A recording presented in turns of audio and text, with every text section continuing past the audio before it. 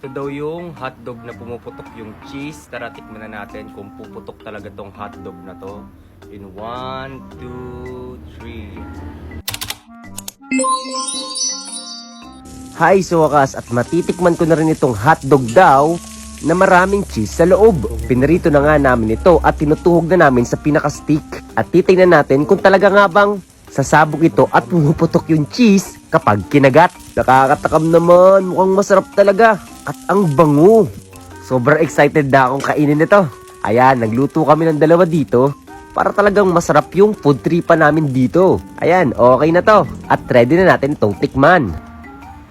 Wow! So good! The hotdog. Tara, tikman na natin to. Ito sa'yo. Tingnan natin kung puputok. Papaputokin natin tong hotdog na to. Ah, Sige. 1, 2, 3. okay.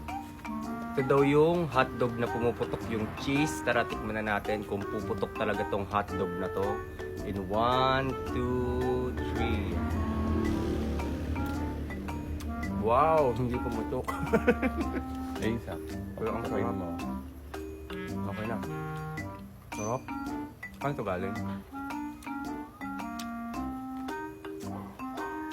Sarap. Galing yan sa SNR. Yung isa, yung cheese. Sa'yo yung isa eh. Pagpatakin mo lang, okay. Makakagating ko. Ay, bakit?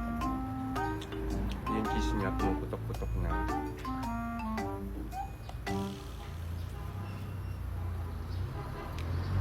Hindi talaga siya na-melt sa loob, pero pumuputok tong cheese na to.